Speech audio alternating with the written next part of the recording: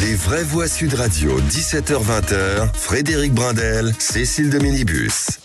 On vous souhaite la bienvenue, on vous souhaite un bon lundi. On espère que vous avez passé une belle journée. Les vraies voix, c'est maintenant, c'est avec Frédéric Brindel, puisque Philippe David... Il n'est pas là. Ah, il n'est pas là. Mais il est où? Il fait de la chirurgie esthétique. Oui.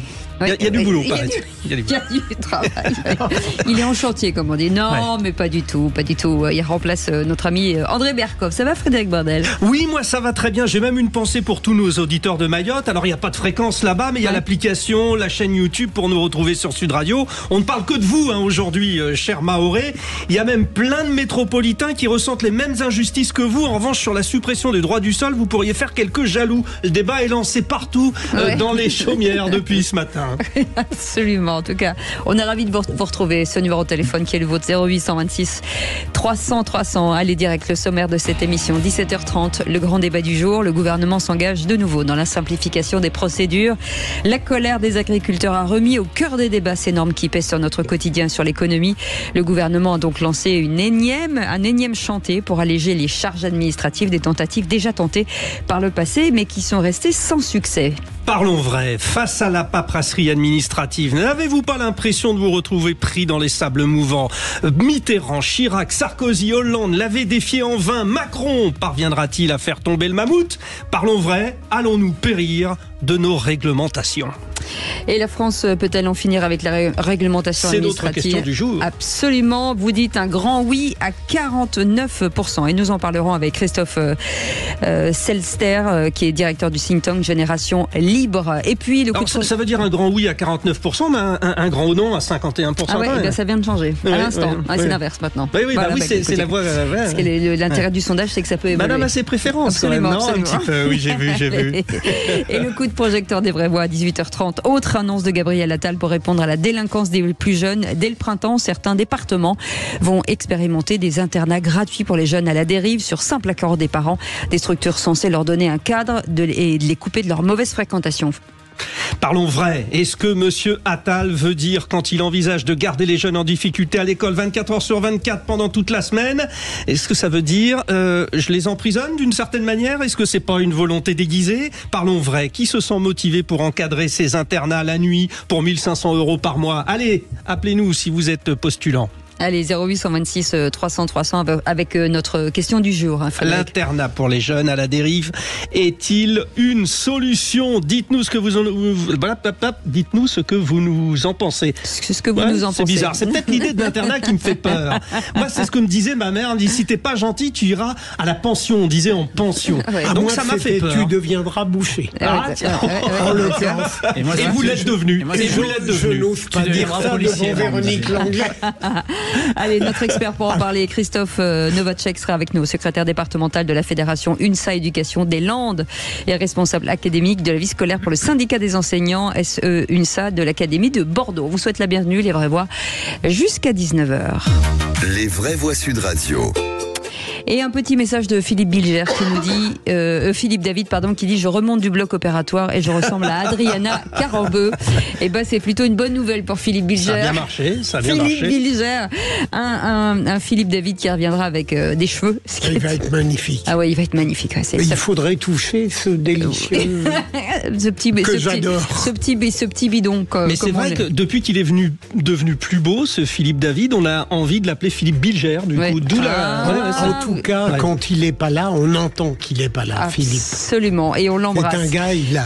Jean-Michel Fauvergue est avec nous, ancien patron du RAID et ancien député, auteur de ce livre, Les Hommes en Noir, publié chez Plon. Ça va, Jean-Michel Fauvergue? Ça va bien, moi je me tarde de voir Adriana Carambeu, Philippe. Parce qu'il change de sexe en même temps, c'est ça, on est d'accord. Espérons que Adriana Carambeu ne récupère pas le costume de Philippe David. Mais bon, ça c'est tout ce qu'on lui souhaite. Loïc Guérin est avec nous, avocat pénaliste. Bonsoir. Ça va, Loïc? Ça va très bien. Voilà. Attention, très brillant à la cour. Je l'ai vu agir il y a quelques années.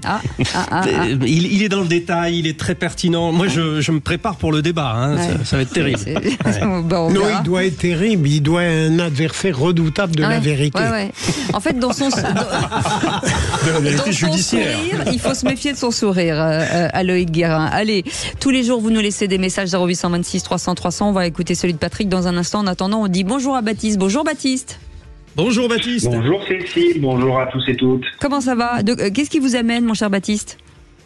ce qui m'amène, c'est la chasse aux associations féministes et le passage au crible des associations féministes dans ce pays. Eh ben, écoutez, on va en parler dans un instant. Vous bougez pas. En attendant, on écoute votre message sur notre répondeur. Bonjour, Patrick dans l'Ariège. J'aurais aimé intervenir à propos des interventions de M. Alexis Corbière sur Mayotte, parce que je trouve qu'au-delà de sa générosité, en fait, il est peut-être généreux, soit. Enfin, cela cache quand même un profond cynisme en termes de calcul politique. Voilà, je vous remercie, je vous souhaite une bonne journée. Au revoir.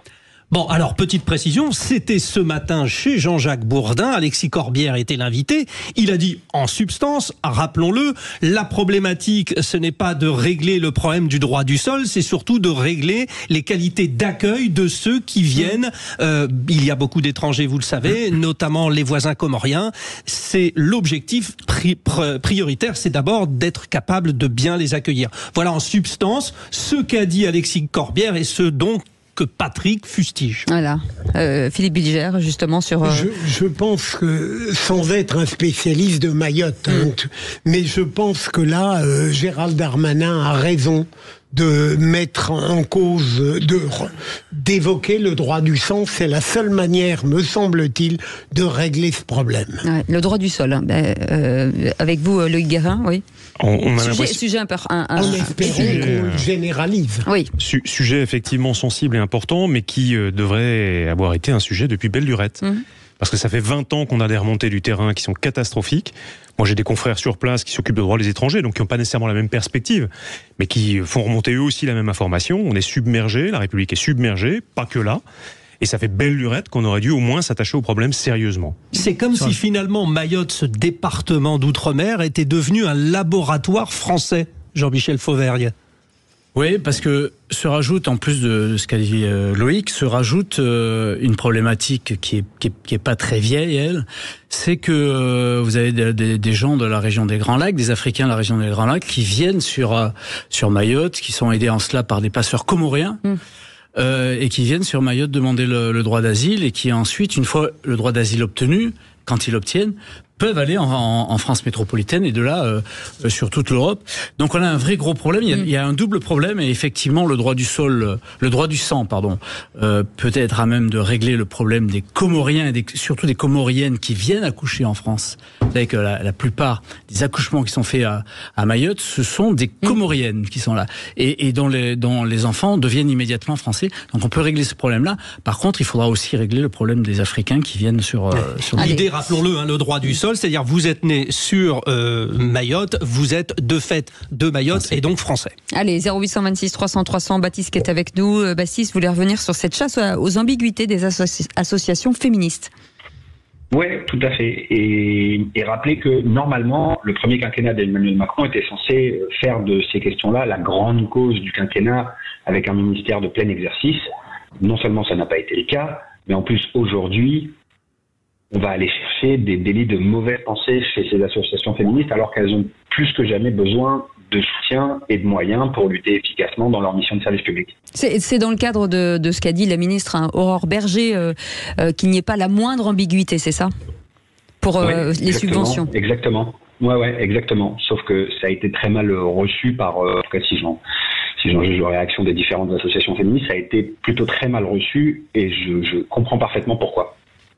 Mais Philippe Bilger, sur cette réaction. J'étais parti sur un malentendu. Oui. J'avais cru comprendre que Baptiste n'était pas enthousiaste de toutes les associations féministes. Là, je l'aurais approuvé, mais sur le plan, je ne vois pas, je n'ai pas été directement attentif à ce qu'a dit Aurore Berger sur ce plan-là. En fait, elle a dit, j'ai l'impression qu'aujourd'hui, on fait marche arrière. C'est-à-dire, le gouvernement avait ses priorités et on ne va pas toujours dans ce sens-là.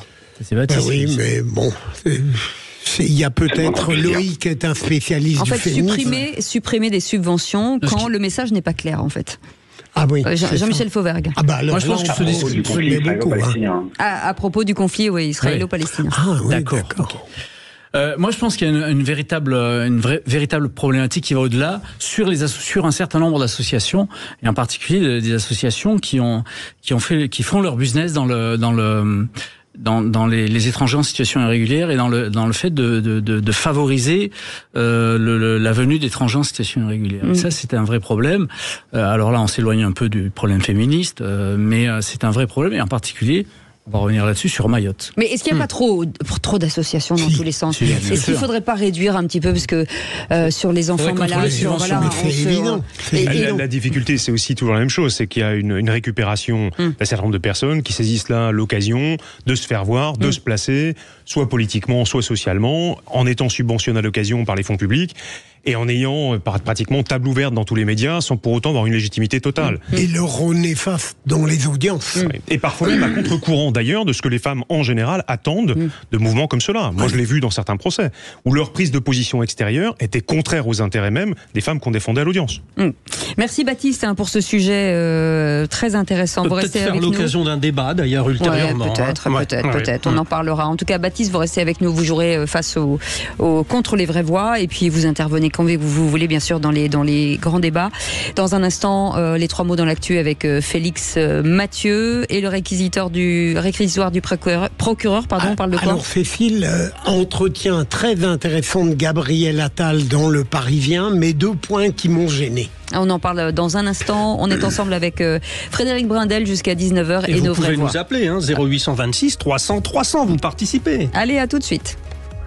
Les vraies voix Sud Radio, 17h-20h, Frédéric Brindel, Cécile de Minibus. On est ravis de vous accueillir avec Frédéric Brindel. On est ensemble jusqu'à 19h. Philippe Bilger est avec nous, président de l'Institut de la Parole. Jean-Michel Fauvergue, ancien patron du RAID et ancien député. Et Loïc Guérin, avocat pénaliste. Et vous, au 0826 300 300, dans quelques instants. Les 3 mots dans l'actu. Bonsoir Félix, Mathieu. Bonsoir Cécile, bonsoir Frédéric, bonsoir tout le monde. On parle de quoi dans un instant? De la nouvelle ministre de l'Éducation en déplacement à Reims pour parler harcèlement scolaire. Ça toucherait un élève par classe au moins. On va parler aussi de l'Alliance Atlantique avec cette réplique européenne au propos de Donald Trump, propos peu amène pour les pays européens, et puis de ces céréales ukrainiennes déversées à la frontière polonaise, une image qui choque forcément les Ukrainiens. En 3 mots, ça donne harcèlement, alliance et céréales. Allez, tout de suite le réquisitoire du procureur. Les vraies voix Sud Radio, le réquisitoire du procureur. Philippe Bilger. Procureur Philippe Bilger. Philippe, revenons justement à cette interview de Gabriel Attal dans Le Parisien, sur laquelle nous allons beaucoup nous appuyer ce soir. Quelque chose vous gêne de la part du Premier ministre? Oui, alors le Premier ministre, on le sait beaucoup ici, est quelqu'un que j'estime, qui m'intéresse, qui est actif, réactif, intelligent. Dans l'entretien qu'il donne aux Parisiens, je suis heureux que vous ayez distingué d'autres passages plus profonds que ceux que je vais évoquer, mais deux points m'ont un peu gêné de la part d'un homme intelligent et intègre en général. C'est le fait que quand on lui demande pourquoi le gouvernement a mis tellement de temps pour être composé, il dit, ce qui est une évidence, qu'un gouvernement ne se construit pas à la légère, mais j'ai envie de lui dire, si c'était pour arriver à ça, c'était pas la peine de prendre tant de réflexion. Donc là, je trouve qu'il raconte un peu n'importe quoi. Et le second passage qui m'a gêné, j'entends bien qu'il donne des adjectifs négatifs pour les opposants, c'est classique, Bardella, Marine Le Pen, et très positif pour Elisabeth Borne. Il a fallu tout de même rechercher quelque chose d'infiniment louangeur. Mais quand il dit d'Emmanuel Macron, pour terminer, l'adjectif qui lui correspond, c'est visionnaire. Là, j'ai failli avoir une sorte d'attaque provinciale. J'étais à Tours et je me suis dit, non, de la part d'un homme intelligent, on ne peut pas à ce point tomber dans l'hyperbole. Et ça va mieux au niveau de l'attaque, vous le rassurez. Ça va mieux. Pour Elisabeth Borne, d'avoir pu en parler, c'est un bonheur. On le voit bien. Pour Elisabeth Borne, il avait parlé de courageuse. Ouais. Loïc Guérin. Oui, alors l'hyperbole effectivement me choque aussi. Alors je suis assis, ça va mieux, et je l'ai entendu de la voix de Philippe, donc ça va beaucoup mieux aussi. En revanche, je peux qu'abonder. Visionnaire, on n'a pas à l'évidence une vision claire de sa vision à lui. Jean-Michel. Le problème que quand on est en face des gens visionnaires, c'est que nous-mêmes nous ne le voyons pas. Donc il faut attendre quelques temps pour voir que cette vision-là, vous le verrez quand il ne sera plus président, que cette vision-là va vous éclaircir. Vous êtes modeste, Jean-Michel. Même vous ne l'avez pas vu vu. Ouais, c'est fou, un ancien de la majorité.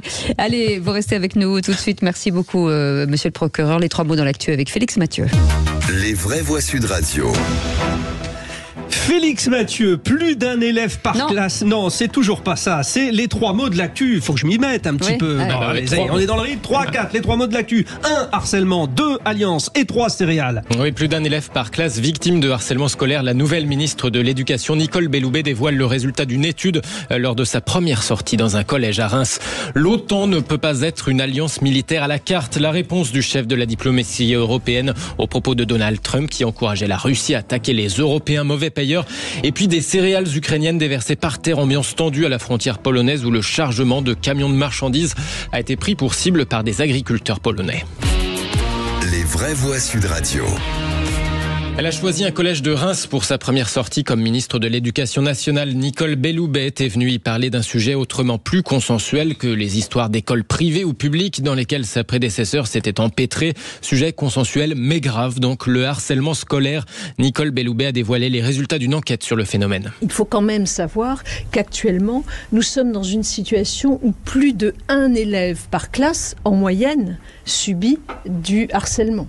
Plus de 1 élève par classe. Cela veut dire, par exemple, à l'école primaire, que c'est 5% de nos élèves qui seraient en situation de harcèlement. Au collège, c'est 6%, au lycée, 4%, selon les chiffres de cette année. Nicole Belloubet, ministre de l'Éducation nationale tout à l'heure à Reims. Des chiffres considérés comme sous-estimés. C'est la réaction de Hugo Martinez, un militant associatif très engagé sur le sujet du harcèlement scolaire. Le gouvernement, en tout cas, avait déjà annoncé quelques mesures comme des cours d'empathie, la confiscation du portable dans les cas graves ou encore l'exclusion des réseaux sociaux pour les élèves harceleurs. Deuxième mot de l'actu, alliance, avec cette réplique européenne au propos de Donald Trump à propos de l'OTAN. Hier, l'ancien président redevenu candidat laissait entendre qu'il ne ferait rien en cas d'attaque d'un pays européen par la Russie. Vous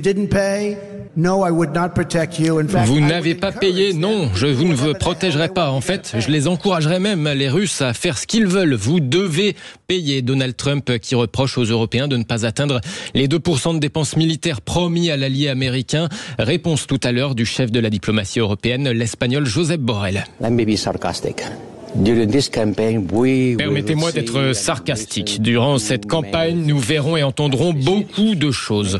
Soyons sérieux. L'OTAN ne peut pas être une alliance militaire à la carte. Elle ne peut pas être une alliance militaire qui fonctionne au gré de l'humeur du président des États-Unis. On ne peut pas avoir oui, non, demain, non, ça dépend. Non, allez, soyons sérieux. Voilà pour la réplique du chef de la diplomatie européenne. Philippe Bilger, incroyable. Ah oui, incroyable, mais c'est de plus en plus pathétique tout de même. Entre quelqu'un qui nous fait peur parce qu'il est pas bien et un Donald Trump qui justifie toutes les caricatures qu'on déverse sur lui. Mais je sens que Jean-Michel a des points de vue... Jean-Michel, on est inquiet finalement du système mis en place par les Américains pour élire leur président de la République, tout simplement. Ouais. Moi, leur système, j'ai essayé de le comprendre à plusieurs reprises, je l'ai pas compris. Donc, je vais pas vous faire une dissertation sur le système américain. Je vais par contre vous parler de la défense de la défense européenne. Et je pense que l'idée, c'est d'aller de plus en plus, tout en restant dans l'OTAN, bien évidemment, de se passer de plus en plus des Américains. Et c'est véritablement ça qui est en train de se passer aujourd'hui. Quand vous voyez comment fonctionnent les choses, les pays européens s'arment de plus en plus, peut-être pas assez vite, mais ils doivent s'armer de plus en plus parce que le danger est réel et le danger que les États-Unis nous lâchent est réel aussi. Luc Guérin. Alors, juste un petit commentaire, parce qu'en venant ici, j'entendais à la radio quelqu'un qui, justement, un professeur en l'occurrence, a corrigé les errements de M. Trump. Juste pour les gens qui nous entendent, ce qu'il vient de dire est, semble-t-il, factuellement parfaitement inexact. Important quand même. Quand il parle des 2%, c'est pas une contrainte, c'était une incitation, ça n'a jamais été une obligation. Les 2% du budget national dédié à la défense, première erreur, premier mensonge. Deuxième mensonge, en l'occurrence, les pays européens, et en particulier limitrophes de la Russie, et c'est pas un hasard, ont amplement dépassé le montant en question. Donc il n'y a pas de facture non payée qui serait laissée à la charge des Américains, c'est un mensonge. Encore un. Allez, le troisième mot, Félix, céréales, avec cette scène de tension à la frontière ukrainienne. Des agriculteurs polonais ont déversé au sol le chargement de camions des céréales ukrainiennes en route vers les pays de l'Union européenne. Ces agriculteurs polonais bloquaient des points de passage à la frontière. L'incident ouvre une crise entre Kiev et Varsovie avec ses vives réactions en Ukraine, un pays agricole en guerre avec la Russie depuis 2 ans. Les images y font écho sur place à l'Holodomor, la famine organisée par le régime stalinien au début des années 30. Merci beaucoup Félix Mathieu. Vous restez avec nous. Dans un instant, le grand débat du jour, dans une interview donc publiée samedi par Le Parisien, le Premier ministre Gabriel Attal a dévoilé les priorités de son gouvernement au complet depuis de jeudi avec cette question du jour. La France peut-elle en finir avec les obligations administratives, les contraintes, les normes? Vous donnez votre avis sur le compte X, ex-Twitter de Sud Radio. Pour l'instant, vous dites oui, la France peut en finir avec les réglementations administratives à 49%. Donc vous dites non à 51%. On va en parler avec Christophe Selzer, qui est avec nous, directeur du groupe de réflexion Génération Libre. Bonsoir, merci d'être avec nous. Juste avant de partir en pub, est-ce que finalement l'État peut éventuellement se remettre en question sur cette simplification, ou c'est hors de propos? J'espère bien, il est temps. Il faut absolument simplifier, et je crois qu'aujourd'hui le gouvernement parle de simplification sans réellement proposer une vision sérieuse et simple. Allez, on en parle dans un instant. 0826 300 300, vous voulez réagir, vous êtes les bienvenus. Avec Frédéric Brindel et Les Vraies Voix, on est ensemble jusqu'à 19h. Restons optimistes. Oui. Sud Radio. On vous souhaite la bienvenue, Les Vraies Voix, jusqu'à 19h. On est ensemble avec Frédéric Brindel. On espère que vous avez passé un bon week-end. Très bon. Et non, c'est pas à vous que je parle. Ah bon? Oui. Bon, alors moi c'était bien quand même. Eh ben, tant mieux. Et vous aussi. Oui, c'était bien, c'était pas mal, c'est pas mal. Ouais. On est content de revenir. En tout cas, 0826 300 300, ce numéro est le vôtre, bien entendu. Vous réagirez comme vous voulez. Allez, tout de suite, le grand débat du jour. Les Vraies Voix Sud Radio, le grand débat du jour. Et le gouvernement s'engage de nouveau dans la simplification des procédures. La colère des agriculteurs a remis au cœur des débats donc ces normes qui pèsent sur notre quotidien et sur toute l'économie en général. Le gouvernement a donc lancé un énième chantier pour alléger ces charges administratives, des tentatives tentées déjà dans le passé mais qui n'ont rencontré aucun succès. Frédéric. Parlons vrai. Face à la paperasserie administrative, n'avez-vous pas l'impression de vous retrouver pris dans des sables mouvants? Parlons vrai. Mitterrand, Chirac, Sarkozy, Hollande l'avaient défié en vain. Macron parviendra-t-il à faire tomber le mammouth? Parlons vrai. Allons-nous, je pèse mes mots, périr de nos réglementations? Avec cette question, la France peut-elle en finir avec les normes? Vous dites non en majorité. Non, vous dites non à 50-50. Voilà, c'est devenu équivalent. On va avoir de l'importance. Christophe Selzer est avec nous, directeur du groupe de réflexion Génération Libre. Bonsoir, merci d'être avec nous. D'abord, une réflexion, Philippe Bilger, sur ces normes. La multiplication des projets de simplification sous tous les régimes montre à quel point cette cause n'est pas ridicule. Que tout le monde, quel que soit le bord politique, perçoit le désastre français sur ce plan. Mais pour le reste, pour l'essentiel, je ne crois pas que le macronisme, comme les régimes précédents et comme ceux qui suivront, sauront s'attaquer aux problèmes dans ses tréfonds. C'est lequel? C'est le fait que profondément, notre pouvoir français, sous toute latitude, ne veut pas faire confiance aux citoyens, et que derrière la liberté et la responsabilité de chacun, il a une sorte d'effroi, parce qu'il dit, si on ne l'encadre pas, si on ne l'emprisonne pas, mon Dieu, que va-t-il se passer? Peut-être qu'on aura soi-même moins de pouvoir. Loïc Guérin, le Premier ministre dit, notamment sur l'agriculture, on dirait une chanson, déverrouiller, libérer, simplifier. Vous choisissez quoi, les trois? Mais surtout, j'ai le même constat désastreux qui vient d'être fait. Je serais même peut-être encore plus dur. Les textes qui sont pondus à une vitesse telle que dans la matière qui est la mienne, modestement en droit pénal ou en procédure pénale, les réformes succèdent aux réformes, elles n'ont même pas le temps d'être appliquées, elles sont sans queue ni tête. On gère le fait divers, on produit de la législation, de la réglementation, des décrets plus vite qu'il n'a le temps de sécher lui-même. Ouais. Tout ça sans sens absolu, c'est-à-dire une fois plus répressif, puis moins répressif. On crée des exceptions sur les exceptions. C'est illisible. Il y a une quinzaine d'années, l'Europe, des organisations internationales qui font en général le bilan des différents pays un à un, disait de la France qu'elle avait rencontré le trauma des professionnels du droit, y compris les magistrats, qui ne savaient plus comment appliquer nos lois parce qu'elles étaient trop complexes contradictoire et inapplicable. Ça n'a pas bougé d'un iota.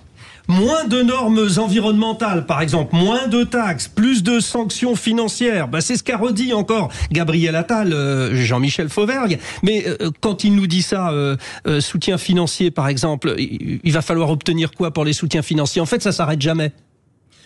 C'est le principe. Le principe, c'est que ça s'arrête jamais. Merci, on essaie de trouver une solution. Alors, moi, je vais rajouter à ce qui a été dit, que je partage, une chose importante. Tout le monde dit le politique est là, rajoute des choses, etc.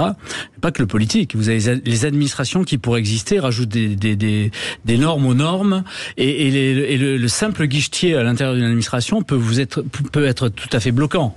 Il y a quand même des contre-exemples intéressants. Moi, je me rappelle que ça remonte à quelques temps. Quand j'ai acheté ma première bagnole, je suis allé à la préfecture de police pour faire la carte grise avec le fameux certificat de non-gage. J'y ai passé. Vous n'avez pas fait la queue, paraît-il. J'y ai passé l'après-midi. Non, mais à l'époque, je faisais les. D'accord. Et j'ai passé toute l'après-midi. Là, récemment, j'ai fait une carte grise pour un véhicule. J'ai passé 10 minutes sur Internet et je l'ai reçu en 2 jours par la voie postale. Donc il y a des choses qui ont évolué. Mais évidemment, les agriculteurs nous ont mis le doigt sur quelque chose qui est important, que l'on connaissait déjà. Et c'est non seulement l'administration française, mais aussi l'administration européenne et d'autres types d'administrations qui nous bloquent. Christophe Selzer est avec nous, directeur du groupe de réflexion Génération Libre. Quand on voit tout ça, par quoi on commence en fait? Par quel sujet? Quelle filière? Quelle thématique? Qu'est-ce qu'on peut dégraisser rapidement?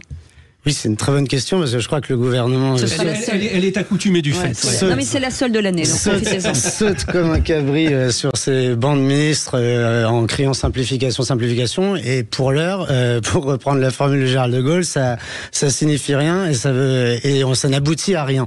Je pense qu'il faut surtout un changement de méthode en fait, si on veut simplifier. C'est pas seulement un catalogue de mesurettes aussi intéressante soit-elle. On prend ce qu'on peut dans ce pays qui finalement est pas très libre, donc tant mieux. Il y a de bonnes petites choses dans ce qu'on entend. Mais on n'est absolument pas à l'heure d'un choc de simplification. Et d'ailleurs, ça fait presque, au moins depuis le début de la Ve République qu'on l'attend et depuis le fameux arrêtez d'emmerder les Français de Pompidou. Donc, la simplification, c'est pas un catalogue de petites mesures. C'est pas non plus un laisser-faire abstrait ou, je sais pas, un grand ménage poujadiste. Sur l'écologie, moi, j'ai quand même trouvé assez désastreux l'abandon d'un certain nombre de choses qui étaient pas forcément absurdes, mais en fait, la simplification, c'est dicter une norme simple, claire, qui du coup est rigide pour tout le monde. Pourquoi pas au niveau européen? Pourquoi pas se dire du point de vue de la cause animale, on veut aller vers l'élevage intensif? Pourquoi pas se dire on veut pas ou moins d'intrants, mais il faut une norme très claire qui soit applicable, appliquée, cohérente et compréhensible et cohérente même d'un point de vue mondial vis-à-vis de l'extérieur. Et la simplification, c'est pas non plus un catalogue des post-it qu'on fout sur la Constitution, sur l'IVG par exemple. Nous, on se bat pour plus de liberté. C'est une norme en fait générale. Donc la propriété de soi pourrait être intéressante. Vous voulez une simplification? Sud Radio l'a fait. Vous voulez répondre? Vous appelez au 0826 300 300 et vous intervenez. La preuve, Baptiste. Baptiste, comment vous vivez ça, vous? Qu'est-ce que vous faites dans la vie? Et surtout, est-ce que au quotidien, cette administration, pardonnez-moi, vous gonfle? Alors non, au quotidien, cette administration ne gonfle pas pour 2 raisons très simples. La première, c'est que bien souvent les normes, elles protègent les consommateurs ou les salariés ou l'environnement et qu'on voit très bien qui veut le moins de normes possible et c'est souvent les mêmes. La deuxième chose, c'est que moi j'ai 38 ans et depuis que je suis en âge de comprendre un petit peu comment on met des normes et comment évolue la société, je n'ai vu qu'une seule doctrine. On veut le moins possible de normes, on veut libérer les énergies, on veut sortir des carcans. Ma seule question, quel est le résultat concret obtenu en libéralisant toujours plus les énergies? C'est important ce que vous dites, Baptiste, parce que les auditeurs de Sud Radio disent à 50-50. Hein. C'est pas aussi tranché qu'on veut bien le penser, quand même, ce débat. Allez, Philippe. En fait, la pensée de Baptiste est celle d'un quelqu'un d'éminent, c'est Lacordaire. Il donne une importance décisive à la loi pour libérer et protéger. Mais si vous le permettez, dans la suite de votre question, Cécile, tout à l'heure, je suis frappé par un paradoxe français, tout de même. On se plaint de la complexité de notre monde, notamment administratif, parce que les normes dénoncées par les agriculteurs, on les retrouve dans la bureaucratie judiciaire, pardon. Mais en même temps, On est très fiers d'accumuler une véritable inflation législative, c'est-à-dire ce qu'on prétend supprimer, on le crée dans le même mouvement. Il y a quelque chose un peu d'étrange sur le plan de la schizophrénie à la tête de l'État. Comme on rend hommage à Robert Badinter ces jours-ci, moi j'aimerais rendre hommage à autre chose aussi, qui est un petit ouvrage qu'il avait commis en 2015 de mémoire, et où il appelait à en fait simplifier le code du travail, qui à ce moment-là était déjà, je crois, à 8000 articles. Pour mémoire, en 1974, c'était seulement 600 articles, donc je sais même pas depuis 2015 à quel point on en est, et qui proposait de le réduire à 50 grands principes généraux, y compris avec des principes protecteurs en termes de liberté, mais renvoyant ensuite la déclinaison soit à l'administration, soit tout simplement. Et c'est repris par Emmanuel Macron, par Gabriel Attal, qui disent le gouvernement souhaite déverrouiller l'accès au travail. Oui, mais ça c'est joli. Concrètement, alors, non, mais ça fait partie des thématiques qui restent d'actualité. Ah mais absolument, mais ça fait 3 mois qu'on parle de simplification dans les couloirs de ministère. C'est venu maintenant sur les plateaux et maintenant c'est dans les expressions publiques. Mais encore une fois, ça n'aboutit à rien. Il faut un projet, il faut une méthode en fait de simplification. Il faudrait avoir un gouvernement qui se dit aujourd'hui on simplifie tout, on rassemble dans des codes très très simples un certain nombre de choses et conduire des politiques publiques très simples sur le RSA conditionné, indépendamment même de ce qu'on en pense. Si on veut une loi applicable et appliquée, et en plus il en va de la clarté de la parole politique aujourd'hui, puisqu'on n'y croit plus. On est en train de mettre 15 heures d'activité. On fait comment? On va piocher dans les poches des Français 2 milliards d'euros pour vérifier que chacun va bien faire. Tous ceux qui sont bénéficiaires du RSA vont travailler leur 15 heures dans des entreprises. Les entreprises, comment ça marche? Enfin, c'est quand même, c'est dingue. Nous, on a une proposition clairement, Gérard Solier, qui s'appelle le revenu universel, avec un système d'impôt négatif, où on fait tout dans le cadre du prélèvement à la source, et c'est une opération fiscale au début de chaque mois, très simple, et on enlève toute la bureaucratie sur un certain nombre d'aides. On fait payer tout le monde un impôt au premier euro, et en même temps, on assure un filet de sécurité pour se vêtir, pour manger, à tous les Français. Donc, on peut faire du social aussi, mais l'enjeu c'est la méthode. Comment est-ce qu'on fait? Là, sur le RSA, j'ai juste l'exemple inverse. Ouais. Loïc Guérin, à quoi ça sert en fait de rajouter, du rajouter? Je vais vous livrer. C'est quoi le but en fait? C'est ça qu'on comprend. Je vais vous livrer quelque chose qui n'est que ma perception. Ma perception, très subjective, très personnelle, qui n'est pas nécessairement tendre pour notre monde politique, quelle que soit la couleur politique d'ailleurs, parce que les stigmates en général sont les mêmes. C'est que pour exister, je produis. Pour donner l'illusion que j'ai de l'importance, je produis. Que je travaille. Voilà. Donc je fais des lois, je fais des textes, et puis pour exister dans l'opposition, je fais des amendements qui vont rajouter encore au texte déjà large. Et puis comme en plus je suis issu d'un milieu qui n'a jamais vraiment eu d'emprise pour beaucoup dans le vrai monde, celui des entreprises, celui du privé, celui du contact avec la population, parce que parfois aussi c'est ça. Je suis déconnecté des réalités, je suis avec un raisonnement très technocratique. Donc comme le disait tout à l'heure Philippe Bilger à très juste titre, en plus j'ai une défiance parce que je suis meilleur que tout le monde. Je me défie de l'application qui sera faite par les gens d'en bas parce que nécessairement il n'y a que moi qui sais. Donc je ne laisse pas de marge de manœuvre. C'est les Sacha Guitry, je parle jusqu'à ce que j'ai enfin trouvé quelque chose à dire. Et l'exemple des textes, j'ai une illustration, c'est le code civil. Quelques phrases ciselaient l'intégralité de notions qui étaient parfaites. Qu'est-ce qu'on fait nos gouvernements derrière? Par arrogance, par manque d'humilité. On a réformé le code et on a rajouté des phrases. Elles sont moins claires que celles qui fonctionnaient depuis plus d'un siècle. Elles sont sujettes à interprétation. Elles sont sujettes à amplification encore administrative, parce qu'il faut les expliciter par des décrets, des circulaires, etc., etc. De l'humilité. Ce sera déjà un bon début. Jean-Michel Fauvergue. Alors je suis d'accord avec ça, mais l'explication n'est pas complète du tout. Parce que là, on s'attaque aux politiques et à ceux qui font la loi et ceux qui font les règlements. C'est pas suffisant. Il faut s'attaquer, je le redis, à tous ceux qui le font aussi aux positions où ils sont, où ils ont une petite autorité et qui dans les administrations centrales, dans les administrations territoriales, etc. Et puis, c'est-à-dire qui, les fonctionnaires, tous ceux qui ont un pouvoir quelconque et qui rajoutent de la norme à la norme et des manières de faire qui sont bloquantes pour pour le Ils le font pour se citoyen. protéger souvent. Ils le font pour exister, ils le font pour se protéger, ils le font parce que ils en veulent toujours plus, etc. Mais il y a aussi une autre catégorie de personnes qu'il faut, c'est les Français eux-mêmes, parce qu'on est dans un État hyper protecteur et les Français demandent à être protégés. Et si vous demandez à être protégés, il faut créer des règles derrière. C'est ça, on se fait nous-mêmes notre propre mal. On n'est pas dans un pays libéral. C'est faux de dire ça. On n'est pas dans un pays libéral. Et donc on se fait nos propres règles et c'est tout ce système-là. Alors il faut arrêter d'accuser les hommes politiques que les hommes politiques et il faut s'accuser tous ensemble. Tous. Responsabilité partagée, Baptiste, je ne sais pas dans quel métier vous êtes, mais est-ce que vous subissez aussi ces normes, ou en tout cas ces réglementations qui changent tout le temps? Non, moi je les subis pas. Je suis responsable de la communication dans une ONG et mon job, c'est de rappeler le plus souvent possible que bien souvent les normes, ça sert à protéger l'environnement, le client, le consommateur et le salarié. D'accord. Philippe Bilger. C'est très intéressant, et la réflexion de Loïc Guérin tout à l'heure et celle de Baptiste, parce que on a la contradiction intéressante entre Baptiste qui nous dit la loi protège, il en faut dans des secteurs en souffrance, probablement frappés d'inégalités, mais en revanche, là où je rejoins ce qu'a dit Loïc tout à l'heure, la loi en France, dans beaucoup de secteur est devenu le signe exclusif de l'action politique.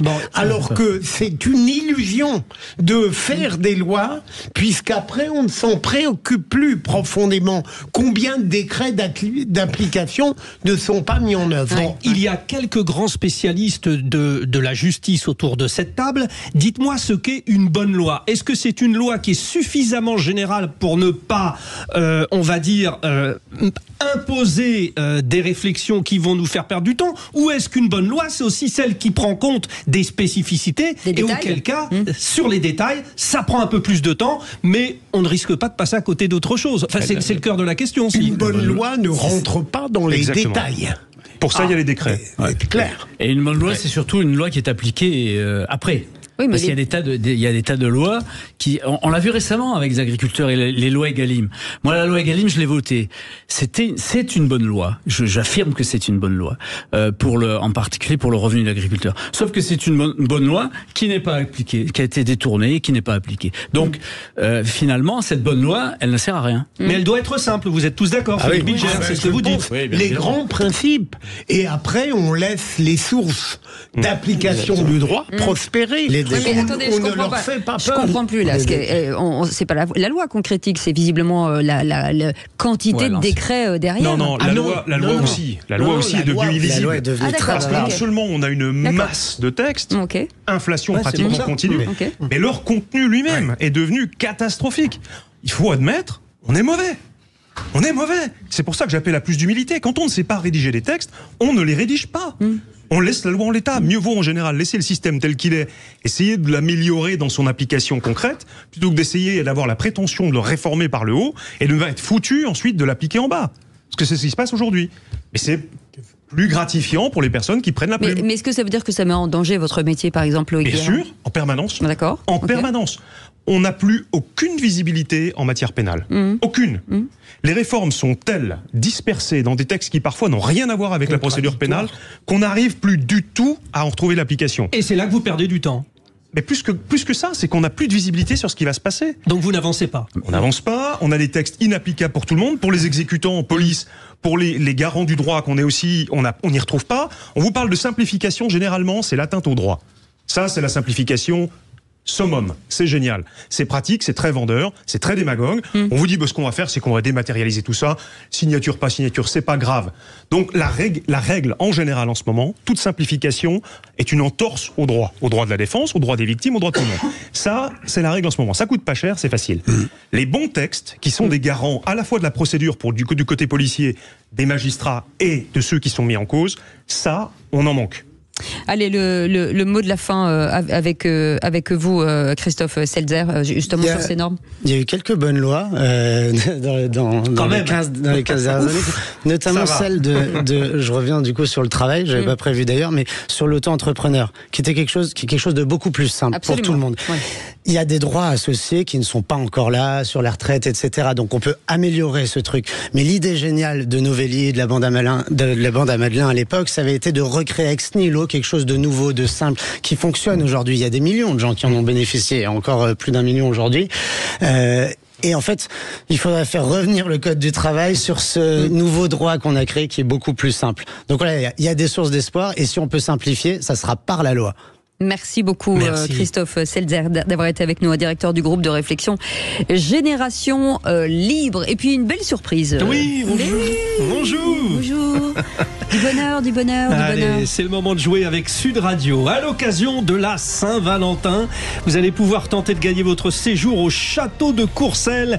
C'est en région de France. Une demeure imprégnée d'histoire qui a accueilli des figures illustres telles que Philippe Bilger, Jean Cocteau, Christian Dior, dans un environnement de rêve comprenant une nuit dans une chambre prestige incluant les petits déjeuners un dîner gastronomique avec Philippe Bilger peut-être en 5 services concoctés par le célèbre chef doublement étoilé. Ce n'est pas Philippe Bilger mais Benjamin Colomba. Voilà de quoi passer une Saint-Valentin inoubliable. On joue donc, vous nous appelez dès maintenant au 0826 300 300 pour participer au tirage au sort qui aura lieu vendredi le 16 février. Vous aurez eu le temps entre-temps bien sûr de dire je t'aime. Ouais. C'est pas vous, je dis ça, Cécile. Enfin, mais si vous me regardez, je t'aime moi non plus. Super cadeau. En tout cas, vous allez avoir la possibilité de gagner et de vous sélectionner. 0826 300 300. À tout de suite les amoureux. Les vraies voix Sud Radio, 17h-20h, Frédéric Brindel, Cécile de Minibus. Bienvenue dans les vraies voix, ensemble jusqu'à 19h, ravi de vous accueillir en ce lundi. On va essayer de passer une très bonne semaine avec vous, ça avec bien Philippe avec les amoureux. Vous continuez d'appeler 0826 300 300 pour être sélectionné. Absolument. Jean-Michel Fauvergue est avec nous et Loïc Guérin, avocat pénaliste. Allez tout de suite le qui c'est qui l'a dit. Les vraies voix Sud Radio, le quiz de l'actu. Et Baptiste est avec nous. Ça va Baptiste ? Moi, oui. Pourquoi vous dites moi, oui? Ça veut dire quoi? Qui ne va pas? Non, mais parce que je vais gagner ce quiz, voilà, c'est tout. J'aime bien ça. C'est bien. Ça j'aime bien. Alors, vous êtes de Boulogne-Billancourt, rappelons-le. Oui, absolument. Voilà. Bien sûr. Responsable communication. Donc, c'est un communicant, Baptiste. Attention. Baptiste, ça veut dire que vous avez regardé les journaux, vous êtes au courant de tout, on est d'accord? On est absolument d'accord, c'est sûr. On est absolument d'accord. Méfiez-vous les vraies voix, parce que ça va dépoter. Il a l'air d'un... Et puis, il a une sensibilité de gauche, ça m'inquiète. Il se positionne comme favori. C'est la gauche décomplexée qui dit oui, je vais gagner. Et c'est Bernard Tapie, très beau finalement. Et donc la règle, c'est vous qui répondez en premier. Baptiste, si vous n'avez pas la bonne réponse, c'est les autres qui répondent à votre place. Allez, on y va. C'est la première question, elle vaut 2 points. Écoutez bien Baptiste, qui c'est qui l'a dit? Si j'avais prononcé un certain nombre des éléments formulés par Gabriel Attal, la majorité à l'époque s'en serait émue. Est-ce que c'est pas Édouard Philippe, ça? Bon, vous avez gagné, ça vous fait 1 point. C'est la seule réponse que j'avais, moi. 2 points, mais non, c'est 2 points. Notez les points, mon petit chat. Ma grande chatte, par voie de conséquence, bien sûr. Bien sûr, 2 points. Donc 2 points, oui, je note. Je mets 2 points. 2 points pour ma Baptiste. Grande chatte. Voilà, allez, donc allez-y, le petit chat. Bravo, merci. Attention, on vous en prie, grand Matou. Alors, c'est parti. Le deuxième, qui c'est qui l'a dit? Concernant les élections européennes, les attaques contre Raphaël Glucksmann disent la fébrilité de ses concurrents. Qui a dit ça? Est-ce que c'est pas Olivier Faure, ça? Vous n'allez rien laisser, hein. Mais il est trop bon, il est trop bon. Je pense que vous n'allez pas voir le jour les vraies voix. Je peux ma grande chatte rajouter les 2 points? Allez-y, rajoutez 2 points. C'est par abstention, on peut pas répondre. C'est très frustrant. Il est trop bon. Non, mais je vous laisserai jouer. Je vous laisserai jouer sur une question. Vous êtes gentil. Allez, une question. Qui c'est qui l'a tweeté? 1 point. Les riches votent, les racistes et les golfeurs aussi. Et vous? Facile. Oui, alors ça, c'est Mélenchon ou c'est Bompard ou Mathilde Panot. Alors, il faut choisir. C'est un des trois. Un des trois. C'est Panot. Oui. Non, mais ça a été donné par quelqu'un. J'ai entendu quelqu'un dire, je laisse le point. C'est Mathilde Panot. Ça lui fait 5 points, là. Ouais. Mais les gars, il faut qu'on trouve une solution. Oui, là. mais si José, nous respectons les règles. Absolument, vous avez bien raison. Les vraies voix, vous êtes tombé dans le Panot. Voilà. C'est à mon tour. Je pense qu'ils peuvent vous faire Fanny tous les trois. Ça serait drôle. Il est très drôle. On le défi. Avançons justement. Qui l'a dit ? Un point. Un point, là. Voilà, ouais. Un point, précisons. Il faut des sanctions éducatives beaucoup plus tôt, sans attendre de convoquer un conseil de discipline. Qui a dit ça, Benjamin ? Baptiste, pardon. Et ce n'est pas un Benjamin, ce n'est pas un lapsus. C'est pas Nicole Belloubet ou Gabriel Attal ? Alors, faut choisir. C'est comme tout dans la vie. Il faut donner un nom. Je vais partir sur Nicole, alors. Nicole Belloubet. Non. Alors, qui a dit ça ? Attal. Philippe Bilger prend un Mais point. Jean-Michel avait dit Nicole Attal. Nicole Attal. Vous avez dit Nicole Attal. Et Gabriel Belloubet. Non, c'est Attal. Allez, c'est une question à 3 points. Écoutez bien, Baptiste. 3 points. Qui c'est qui l'a dit sur la grogne des agriculteurs ? Il faut maintenant que les ministres descendent dans la rue. Est-ce que c'est pas le patron de la FNSEA ? Je me souviens plus de son nom. Qu'est-ce qu'on donne ? Redoutable. Rousseau. Oui, Rousseau. Oui, mais il n'y a pas de doute. Mais Baptiste, il est On ne peut pas se permettre d'être indulgent avec Baptiste. Il faut lui donner. Baptiste. Aude, avec qui vous parlez. Vidéo, elle vous a donné les questions, c'est pas possible. Non, elle me dit non. Elle me fait Jean-Michel, il est indulgent sur la peau des autres. J'avais gagné, je vous signale. Quand je pense que vous les avez fait taire, c'est énorme. Allez. Baptiste, pour tous les étudiants en communication, vous êtes un exemple. Pour faire ce métier, il faut suivre l'actualité. Allez, les deux dernières. Pour 3 points, Cécile, je me lance. Qui c'est qui l'a dit en quittant son ministère ? J'ouvre les guillemets. Partir en ayant défendu ses convictions n'est jamais un échec. Amélie Oudéa-Castéra, mais c'est scandaleux. Non, pas du tout. Autour de la table. Allez-y, lancez-vous. Loïc Guérin s'était endormi. Le ministre de l'Éducation nationale. Non. Jean-Michel Fauvergue, vous pouvez jouer. Le transport. Oui, mais bonne. Ah bah Philippe Bilger en largement et spontanément, j'ai dit bonne. La dernière. Écoutez bien. Qui c'est qui l'a dit la dernière ? 3 points. Nous sortons 140 000 logements de moins de 40 mètres carrés de la catégorie des passoires énergétiques. Gaspard. Allez, Baptiste. C'est Béchu. Oui, c'est Béchu. Christophe Béchu, le ministre de la Transition écologique. Moi, j'ai envie de dire bravo Baptiste. Bravo, Baptiste. Mais le score, le score, le score, c'est lui largement. Alors, le score, c'est 1 point. Gardons leur dignité. Un point pour Philippe Bilger. Seulement, mais les 2-3 que j'ai eu. Non, vous avez un point pour Philippe Bilger et tous les autres points pour Baptiste. Allez, vous restez avec nous. Merci beaucoup, Baptiste. On vous fait des bisous. Merci d'avoir joué avec nous. C'était très sympa de vous avoir. Dans 10 minutes, le tour de table de l'actu. Philippe, on parle de quoi ? Faire d'un beau-père dans un village profond des Vosges. Loïc Guérin, on parle de quoi ? On va parler de Robert Badinter. Et avec vous, Jean-Michel Fauvergue ? La France, elle vient d'être à nouveau condamnée par la Cour européenne des droits de l'homme. So what ? Est-ce vraiment important ? On en parle dans un instant. 0826 300. À tout de suite, les amis. À tout de suite. 20h, Frédéric Brindel, Cécile de Minibus. Très bien entouré aujourd'hui, encore une fois. Loïc Guérin, pénaliste. J'aimerais bien qu'on dise Cécile de Minibus, pénaliste. Je peux vous le dire, Cécile de Minibus, pénaliste, non ? Oui, mais c'est faux. Donc c'est moins bien. Non. Quand vous serez en garde à vue, pénalisé, Jean-Michel. Pénaliste, ça peut être ambigu. Mais ouais, Jean-Michel Fauvergue. Lui, c'est pénalty, lui. Ancien patron du RAID. J'aimerais bien Cécile de Minibus. Bon, bref. Et Philippe Bilger. Qu'est-ce que vous aimeriez encore ? Cécile de Minibus, ancienne patronne du RAID. C'est bon, ça ? Ça serait super. Ça enverrait. Regardez à quel point il est respecté. C'est fou. Et Philippe Bilger, président de l'Institut de la Parole. J'aimerais bien aussi. Dans un instant, vous avez la parole avec Félix Mathieu. De quoi parle-t-on ? On va parler des comités Théodule, car certains sont menacés, garrots planqués. Et puis dans un instant, mon coup de cœur. Tout de suite même. Oui, tout de suite. C'est parti. Un gros coup de cœur. De gueule. De gueule. De gueule. Non, mais soyons clairs, de gueule. Ouais, de gueule. On en voit. On en voit. Madame Borodina vit l'enfer depuis le 24 février 2022. Son pays, l'Ukraine, est envahi par un dictateur zélé qui, au mépris du droit international, utilise les ressources de son pays immense pour tout détruire. Madame Borodina a perdu la moitié des hommes de sa famille. Sa maison est en partie détruite. Son pays meurt à petit feu. Elle survit grâce aux maigres ressources que l'Ukraine préserve, comme ses productions agricoles. Ah, Madame Borodina est interpellée. Oui, bonjour, désolé Madame Borodina, je suis Monsieur Thierry Breton, commissaire européen en charge du marché intérieur. Voilà, je vous annonce que nous lançons un moratoire sur les importations de produits sensibles en provenance d'Ukraine. Il faut protéger nos agriculteurs qui menacent de déverser du purin sur la devanture du Parlement à Bruxelles. Vous comprenez, Madame Borodina? Oui, Monsieur Breton, mais nous, la Russie menace de déverser des bombes sur mon pays. Et puis, au fait, Monsieur Breton, vous n'avez plus d'armes. Poutine discute avec des journalistes proches de Trump. En fait, vous nous laissez crever, Monsieur Breton? Alors oui, les vraies voix. Je porte un coup de gueule. Ne croyez-vous pas que l'Occident ait abandonné l'Ukraine? Je ne dis pas qu'il faille sacrifier nos agriculteurs. En revanche, il serait peut-être temps de demander aux grands patrons de la distribution de faire un effort. Certains, paraît-il d'ailleurs, commercent encore avec la Russie. Encore une fois, pardon, Madame Borodina. Philippe Bilger.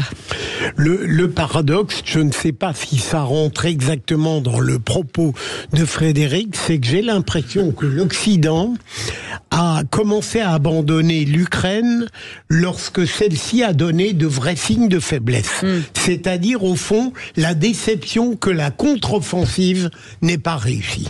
À partir de là, j'ai senti une sorte de gêne, voire d'embarras, moins d'enthousiasme, Zelensky trop présent, et puis peu à peu, une forme de réalisme lâche a pris le dessus. Je vous confirme, Philippe. Oui. Loïc Guérin. Oui, je suis entièrement d'accord, mais ça en dit long sur notre incapacité, nous, occidentaux, en tout cas européens ou français, à se rappeler de ce que l'on doit à d'autres. Il me semble que d'autres pays sur lesquels on a coutume en général de cracher largement, tels que les Américains, qu'on adore détester ou qu'on adore adorer, heureusement n'ont pas eu cette vision-là en 1944. Heureusement qu'en 1917, 1918, ils n'ont pas eu non plus cette lassitude de voir la France ne pas se laisser complètement envahir avant d'intervenir. Donc j'espère qu'on se réveillera un petit peu, que les Occidentaux montreront qu'une dictature ne peut pas se permettre d'envahir un pays sans avoir à faire à face à la démocratie qui fonctionne en face. Jean-Michel Fauvergue. Si les ricains n'étaient pas là. Ouais, on serait tous en Moi, je Germanie. vous trouve bien sévère par rapport à cette Europe qui, au départ, à l'invasion de la Russie, a réagi.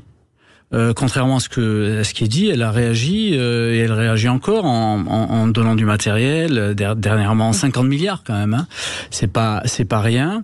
Et certes, les États-Unis réagissent. On l'a vu que tout à l'heure, il y a un danger que les États-Unis se retirent. Donc, il va falloir réagir de plus en plus et amener du matériel et aider les belligérants là-dessus. Merci beaucoup, Jean-Michel Fauvergue. Tout de suite, vous avez la parole avec Félix Mathieu. On va faire un petit tour, si vous le voulez bien, dans les tiroirs de la République. Enfin, voire même dans le grenier de la République. Pourquoi pas? On va parler, vous savez, de tous ces organes consultatifs censés rendre des avis de temps en temps sur tel ou tel sujet, des comités auxquels le général de Gaulle avait donné un surnom qui est resté dans les mémoires. Le comité Gustave, le comité Théodule ou le comité Hippolyte. Alors oui, allez savoir pourquoi c'est le deuxième qui est resté. On dit plutôt le comité Théodule que le comité Gustave. Le Premier ministre annonçait vouloir supprimer finalement tous ceux qui ne se sont pas réunis depuis un an. C'était lors de son discours de politique générale. Il y en a environ 40 qui vont être supprimés sur un total de 300, précise Gabriel Attal dans son interview d'hier au Parisien dimanche. Bonsoir Mathieu Lefebvre. Bonsoir. Merci d'être avec nous dans Les Vraies Voix sur Sud Radio, député Renaissance du Val-de-Marne. Alors à première vue, on se dit qu'un organisme consultatif qui se réunit de temps en temps, ça mange pas de pain, ça doit pas coûter grand-chose. Si quand même, il y a des économies à faire de ce côté.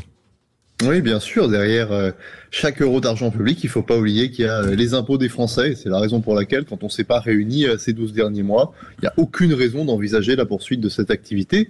D'autant plus que c'est pas parce que des comités ne se sont pas réunis qu'ils n'ont pas coûté aux contribuables. Par exemple, il y a des frais de fonctionnement qui sont inhérents à leur existence. Il faut donc faire le nettoyage, faire le tri. Et dans le fond, nous, notre objectif, c'est la chasse au gaspillage. 1 euro d'argent public doit toujours être 1 euro bien dépensé. Ah oui, parce que même quand on se réunit pas, ça engendre quand même des frais fixes.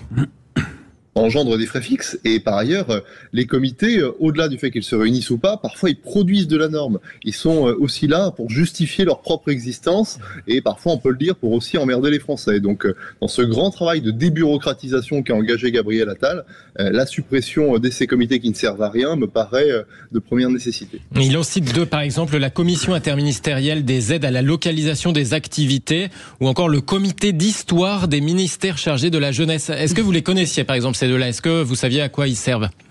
Non, je les connaissais même pas. Et en travaillant le sujet, j'en ai même trouvé d'autres qui me paraissent totalement incongrus. Prenez le comité consultatif pour le musée national Fernand Léger. Prenez par ailleurs le comité consultatif pour la redevance pour copie privée. Voilà des comités qui ne se sont pas réunis et qui n'ont apporté aucune plus-value au service public, aucune plus-value aux Français. Combien ça coûte ? Je crois que la règle est la bonne. Si on ne s'est pas réunis, c'est fini. Combien ça coûte, tous ces comités ? Ça coûte environ 30 millions d'euros par an aux Français. Ah oui. Emmanuel Macron en a déjà supprimé une centaine depuis 2017. Il y en a aujourd'hui environ 300. On considère qu'il y en a à peu près une quarantaine qui vont disparaître du fait de leur absence de réunion l'an dernier, mais je pense qu'il faudra également aller plus loin. Monsieur le député, est-ce que vous ne croyez pas que la multiplication des comités, la bureaucratisation en général qu'affectionne la France, c'est au fond le signe de l'impuissance de la politique ? Et vous avez raison, vous avez cité Général de Gaulle, on pourrait citer Clémenceau. Quand on veut enterrer un problème, on crée un comité ou une commission. Et dans le fond, ces 30, 40 dernières années, on a beaucoup voulu ne pas affronter les problèmes et on s'est réfugié derrière ce type de comité. Mais avec Emmanuel Macron, avec aujourd'hui Gabriel Attal, on s'attaque aux problèmes et on refuse de se réunir pour en débattre, on préfère agir. Maintenant, c'est une sédimentation de comités. Ça fait 30 ans, 40 ans de politique publique que c'est comme ça. On va y aller à la hache dans les prochains mois et s'attaquer aux problèmes plutôt que de renvoyer à d'autres le soin d'en parler. Merci Mathieu Lefebvre, député Renaissance du Val-de-Marne. Merci à vous. Allez, vous restez avec nous dans un instant, le tour de table de l'actu des vraies voix avec vous Philippe Bilger. Un beau-père torturé. Avec vous Loïc Guérin. Robert Badinter. Et avec vous Jean-Michel Fauvergue. La France vient d'être condamnée par la Cour européenne des droits de l'homme et c'est vraiment important. Allez, on en parle dans un instant. Soyez les bienvenus, on est ensemble avec Frédéric Brindel jusqu'à 20h, 19h à tout de suite, même. et n'oubliez pas 0826 300 300. Oui. Les vraies voix Sud Radio, 17h-20h, Frédéric Brindel, Cécile de Ménibus. Et c'est un vrai plaisir de partager cette soirée avec vous. Les vraies voix sont remontées, vous appelez, vous participez, vous les auditeurs de Sud Radio au 0826 300 300. Cécile de Ménibus, on est prêt, on lance le tour de table. Hein, oui, c'est ça. On est vers c'est parti. De l'actu. Encore ces stupides actualités. Ça dépend de la masse d'informations. Quand il a rien à dire, il dit rien. Il n'a pas été élevé chez les porcs, excusez-nous. Le tour de table. De l'actualité. Le premier du tour de table, Philippe Bilger, l'enfer d'un beau-père tué en famille dans un hameau des Vosges, c'est horrible. En effet, il y a de terrifiants drames secrets qui se passent dans les tréfonds de notre France des provinces. Dans un petit village des Vosges, un beau-père, un homme de 59 ans, parfaitement estimable, qui travaillait dans l'hôpital civil de Colmar, qui revenait dans ce petit village, qui apportait de l'argent, qui faisait vivre sa compagne et ses deux fils qui avaient 25 et 30 ans, était tous les soirs, on peut le dire, frappé, torturé, insulté. Il restait infiniment aimable. Le voisinage remarquait qu'il ne disait jamais rien et que de cette maison surgissaient des hurlements. Un jour, une inspection est venue contrôler l'état des nombreuses bêtes qui existaient dans la maison. Il était là, et comme évidemment on a considéré qu'elles étaient dangereuses, mal soignées, c'est lui qui a été considéré comme responsable de cela par sa compagne et les deux enfants. Le soir même, ils l'ont massacré d'une manière, mais vous ne pouvez pas imaginer, tel que c'est décrit dans ce journal, avec tous les objets qui se trouvaient dans le logis qui était dans une saleté innommable, et il est mort. Et juste un dernier mot, lorsque l'inspection sanitaire pour les animaux est venue, la personne qui faisait ce contrôle l'a remarqué et il a dit après aux enquêteurs, il avait un air tellement triste et il m'a dit « Vous ne savez pas ce que je vis ici ». Eh bien, il m'a semblé qu'aussi modeste que soit cet hommage, il y a des personnalités qui le méritent. Ouais. Triste fin, Loïc Guérin. Alors, je n'ai pas lu l'article en question, donc je vais avoir du mal à commenter plus que cela, mais évidemment, c'est absolument immonde. Il n'y a pas tellement d'autres qualificatifs. C'est le silence qui est en question aussi, encore une fois, parce qu'il y a des gens qui voient, il y a des choses qui se font. Des voisins. Ouais, voilà. Je pense que l'indifférence, il y a une très belle chanson de Gilbert Bécaud. Et j'étais intéressé par le fait que c'était un homme qui, pour une fois, enfin... ça arrive, qu'il y ait des hommes battus. C'est vrai qu'on en parle un peu plus rarement. C'est un peu plus rare. L'indifférence et le manque de courage aussi, de temps en temps, des gens autour pas d'intervenir, mais en tout cas d'avertir, de se renseigner, de faire en sorte que... Après, c'est pas facile de dénoncer aussi. C'est pas facile de dénoncer. D'abord, qu'est-ce que c'est que dénoncer ? Déjà, il faudrait se mettre d'accord sur ce mot-là. Mais quand vous entendez des cris, il faut porter l'alerte, en tout cas l'alerte pour que les professionnels, les gendarmes du coin viennent et constatent et regardent. Si les gendarmes et les policiers, moi je l'ai vu dans ma vie de 40 ans de police, ne sont pas avertis, vous pouvez pas intervenir, c'est pas possible. Et vous arrivez sur des faits comme ça. C'est la population, elle est en charge aussi de sa sécurité. Il faut le savoir, ça. Et on justifie tellement aisément ses abstentions. C'est ça le problème. Oui. Pénalement, cette famille risque quoi ? Parce qu'il y a voilà, mais est-ce que l'antécédent du poids, justement, de la maltraitance, est-ce que ça va aussi compter ? Mais bien sûr, il y aura eu probablement une kyrielle de qualifications qui vont aggraver encore la peine. Alors aux assises, c'est toujours un petit peu plus subtil et compliqué, ça va dépendre de la qualification pendant l'instruction, parce qu'il y en aura une. Mais oui, il risque évidemment très très lourd. Ça fait partie des peines encourues probablement au maximum de ce que le code pénal prévoit. Aux alentours de 30 ans. Oui, c'est ça. Mais pour les trois, pour les deux enfants. Après, je ne connais pas le dossier, donc je ne me prononce pas sur le rôle de chacun. Probablement, c'est les deux fils qui ont le plus frappé, mais enfin les trois. Ils ont quel âge les fils ? 25 et 30. Ils sont majeurs. 25 et 30. Et sa femme aussi l'a frappé. Aussi. Ah oui. Puis de toute façon, au moins par instruction, ou complice par instruction, elle encourt les mêmes peines. C'est terrible. Justement, Loïc Guérin voulait revenir sur Robert Badinter. Oui, alors on a beaucoup entendu, donc il n'y aura rien de très original, mais je me suis dit que l'occasion était trop belle que de faire un modeste clin d'œil à un individu qui est juste extraordinaire. Il y en a peu. Fils d'immigrés juifs. Il y a moi. Non, mais après, ça va de soi. Ah bah oui, pardon. À titre posthume, on va attendre encore un petit peu. Oui, d'accord, oui. Donc fils d'immigrés juifs, réfugié en France, lui-même déporté et mort dans les camps de concentration, étudiant brillant, lettré, avocat, professeur de droit. Président du Conseil constitutionnel, ancien sénateur, le parcours est absolument prodigieux. On imagine mal comment il a pu cumuler autant de postes avec autant de brio, parce qu'il a brillé partout où il était. Lutte contre l'antisémitisme, lutte contre l'homophobie, évidemment lutte contre la peine de mort. Il a porté ce combat après avoir défendu lui-même un individu condamné qui n'a pas pu sauver de l'échafaud. Contrairement à beaucoup de confrères à l'époque, il a accompagné son client jusqu'au bout du bout. Et j'invite d'ailleurs les auditeurs à lire son livre, parce que pour les tenants de la peine capitale qui, confortablement installés dans leur salon, pensent que c'est génial, que c'est après tout une sanction tout à fait adéquate dans une civilisation comme la nôtre, le livre en général en question les convaincra, et la littérature produite par M. Badinter les convaincra du contraire. Il nous a quittés dans la nuit du 8 au 9. Il nous laisse tous, en particulier le clan judiciaire, le monde judiciaire, orphelin.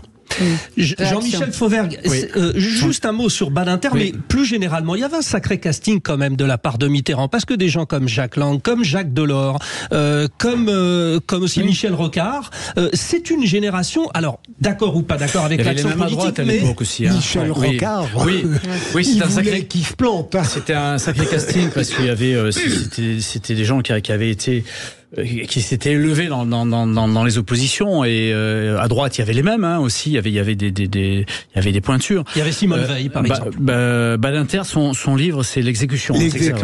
L'exécution. Alors ce qu'on ne sait pas de Badinter aussi, qu'il a eu un rôle très très important, c'est que il a été mon prof de droit constitutionnel en 75 à Tolbiac. Incroyable. Franchement, qu'on n'ait pas mis ça en premier. Eh ben oui, normalement, je n'arrête pas de le dire. Qu'il était professeur quand même. Et il a fini Patron du c'est le seul truc, le droit constitutionnel, où j'ai obtenu des notes satisfaisantes. L'effet charisme, vous confirmez? Oui, tout à fait. L'effet charisme, la voix, il savait faire passer sa passion.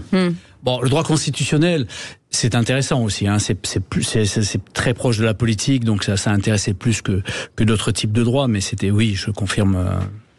Ce bonhomme, oui, c'était. Mais on a le temps là. Oui, on a bel hommage de Loïc, de l'avocat Guérin à Robert Badinter. Mais tout de même, il a été formidable. On ne pouvait que le respecter dans tous les postes qu'il a exercés. Évidemment, je trouve que sa politique pénale a été détestable en ce qui me concerne, et qu'elle a ouvert des portes très dangereuses. Et je prévoyais dans les hommages que j'ai rendus le jour même de sa mort, le respect est évident. On est déjà tombé, et c'est pas votre fait, Loïc, dans l'idolâtrie. Quand on lit la double page du Monde, non, c'est pas possible. Allez, merci en tout cas pour ce sujet, Loïc Guérin. Vous restez avec nous. Jean-Michel Fauvergue, dans un instant, on parle de quoi ? On parle que la France vient d'être condamnée à nouveau par la Cour européenne des droits de l'homme, mais est-ce que c'est important ? C'est important. Il y a une autre chose qui est importante aussi, c'est ce cadeau, ce jeu. On a notre sélectionné. Ah oui, notre sélectionné, Lamia, qui nous appelle de Toulouse. Bonsoir Lamia. Oui, bonsoir Cécile, bonsoir Frédéric. Bonsoir Lamia. Alors, Lamia. Vous avez été sélectionné, ça veut dire que vous... c'est déjà ça. Vous rentrez en finale. On ne pas vers la victoire. Voilà. Je vous rappelle que vous... Rappelle le séjour. Alors, vous pouvez espérer gagner un séjour de 1 nuit en chambre prestige, incluant les petits déjeuners au château de Courcelles et un dîner gastronomique pour 2 personnes. Vous avez déjà l'idée, Ça sent la bonne soirée et la bonne nuit, j'ai envie de dire. Oui, ça sent tout très bon. Eh ben, Lamia, on est ravis de cette sélection. On vous fait un gros bisou et on espère, on croise les doigts, vous retrouver vendredi. Vous avez de la chance au tirage au sort en général ? Je crois à ma chance, oui. Vous avez bien raison. Allez, merci en tout cas. Merci de nous avoir appelés. Vous restez avec nous. On revient dans un instant. On fait une petite pause. Les vraies voix Sud Radio jusqu'à 19h. Et nous poursuivons le tour de table de l'actu des vraies voix. Je vous le rappelle, ce soir, Philippe Bilger est avec nous, Jean-Michel Fauvergue, Loïc Guérin.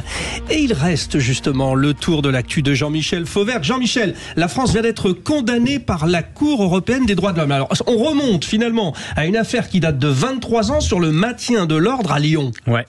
La France a été condamnée le 8 février dernier, il y a très peu de temps, pour justement avoir utilisé un maintien d'ordre, une technique qui est la technique de la nasse policière à Lyon, qui a disparu depuis le nouveau schéma national de maintien de l'ordre récent. Et ces faits, vous avez raison, ces faits datent de 23 ans. Vous vous rendez compte ? 23 ans, c'est quand même un délai de la justice. Même la justice française ne connaît pas des délais de ce type. Et il n'y a pas de prescription là-dessus ? Non, pas du tout. Non. Et alors, ça s'est passé pendant la réforme des retraites, mais celle de Fillon. En 2023, où il y avait des manifestants qui évidemment voulaient... vous le dire il y a 23 ans, donc en 2000. S'il y a 23 ans. En 2010. En 2010, d'accord. Oui, pour la réforme des retraites de François Fillon en 2010. Et donc, il y avait des manifestants qui cassaient un peu tout. Et sur Lyon, ils ont été contenus de cette manière-là. Alors, la Cour européenne des droits de l'homme a condamné la France parce que le système d'encerclement qui a été utilisé les empêchait d'aller et venir, manifestants. C'était peut-être un peu le but aussi du maintien d'ordre, que d'empêcher les manifestants d'aller et venir. Et on est donc condamné 23 ans après. Qu'est-ce que c'est la Cour européenne des droits de l'homme? La Cour européenne des droits de l'homme, c'est la Cour qui est chargée de faire appliquer la Convention européenne des droits de l'homme que la France a signée en 1974 et qui dépend du Conseil de l'Europe. Le Conseil de l'Europe, ça n'a rien à voir avec l'Union européenne. C'est 46 États et qui se mettent d'accord sur un certain nombre de choses et en particulier les respects des droits de l'homme. Alors vous avez à l'intérieur des pays qui respectent particulièrement les droits de l'homme, que sont la Turquie, l'Azerbaïdjan, etc. Et vous avez des juges qui jugent là-dessus. C'est cette institution qui avait fait le fameux clip avec les femmes voilées. Ouais. Oui, le Conseil d'État, oui, c'est tout à fait. La convention, cette convention européenne des droits de l'homme, elle ne se positionne pas sur la politique des États. Elle se positionne uniquement sur les situations individuelles. Donc, elle va juger sur la situation individuelle. Ce qui fait que la politique des États, elle s'en fiche. C'est pas son problème. Et d'ailleurs, à tel point que très récemment, en août 2022, on a eu une condamnation. La France a été condamnée pour avoir expulsé un terroriste tchétchène qui s'apprêtait à faire un attentat en France. Et elle s'apprêtait aussi à expulser un deuxième terroriste tchétchène qui s'apprêtait à faire un deuxième attentat en France. Et elle l'a condamné, la France, à tel point que le ministre de l'Intérieur de l'époque, qui est toujours le même aujourd'hui, Gérald Darmanin, a dit, eh bien, moi, je prends le risque de me faire condamner par la Cour européenne des droits de l'homme. Et est-ce que c'est vraiment un risque qu'il a pris? Pas tellement, parce que la Cour européenne des droits de l'homme n'a pas les moyens de faire appliquer ces décisions sur les États, et heureusement quelquefois d'ailleurs. La jurisprudence constante du Conseil d'État, donc notre Conseil d'État à nous, juge que les arrêtés de la CEDH, la Cour européenne des droits de l'homme, n'ont qu'une autorité relative de la chose jugée. Donc la problématique, c'est que effectivement les jugements de la Cour européenne des droits de l'homme ne s'appliquent pas en l'état, sauf que en pratique, les juges administratifs et les juges judiciaires français s'imprègnent de cette jurisprudence-là pour donner des résultats qui sont quelquefois des résultats qui sont en défaveur des politiques de notre État, des politiques publiques qui sont mises en place. Pas dans un comité Théodule. Vous avez très bien travaillé, Jean-Michel, et votre point de vue est d'autant plus intéressant qu'on a reparlé de la NAF à propos des Gilets jaunes. Oui. C'est actualisé. C'est intéressant que vous rappeliez cette décision qui date un peu, mais qui la décision ne date pas, elle est de la semaine dernière. Non, mais c'est-à-dire sur la NAF en question, c'est vrai qu'il est difficile parfois de maintenir l'ordre si on décrète que l'ordre n'est pas nécessaire. C'est clair. Ouais, c'est pas toujours évident. Le Guérin. Alors on sera évidemment en désaccord assez profond là-dessus. La CEDH est heureusement le garant d'un certain nombre de droits fondamentaux et que heureusement que les États n'ont pas tout pouvoir là-dessus, parce que l'expérience prouve, et on l'a vécu nous aussi, tant dans la rue parfois que dans les prétoires, l'État en général n'est pas toujours respectueux des droits fondamentaux et va parfois un peu vite, pour pas dire souvent trop vite, en termes de respect des droits de l'homme. Donc c'est un garant, un phare évidemment essentiel à l'équilibre général, et je me réjouis de voir les décisions de la CEDH être rendues, même quand elles sont déplaisantes pour la France, je l'entends. Dans l'ensemble, il faut quand même lui rendre justice, si je puis dire. Elle est essentielle à l'équilibre européen. Bon, oui, Jean-Michel, oui. Réponse? Oui, deux choses rapides. C'est que, effectivement, ce que dit Loïc, il a raison, et il se place lui aussi sur les droits des individus. Moi, je me plaçais sur les droits de l'État. Quand vous avez un terroriste qui s'apprête à faire un attentat, fut-il tchétchène, c'est plutôt bien de l'extraire et de le renvoyer chez lui. Ça, c'est la première chose. La deuxième chose, dans notre État de droit, nous avons pas moins de 5 cours suprêmes. La Cour, le Conseil d'État, je l'avais cité, le Conseil constitutionnel, la Cour de cassation, la Cour de justice de l'Union européenne. Ça fait beaucoup d'États pour parler tout à l'heure de la complexité. Qui sont là pour contrer le travail du législateur et de l'État. Ça fait beaucoup. Allez, merci beaucoup en tout cas pour ce sujet. Jean-Michel Fauvergue, vous restez avec nous dans un instant. Son calendrier des réformes, le Premier ministre souhaite mettre en place des sanctions éducatives plus précoces.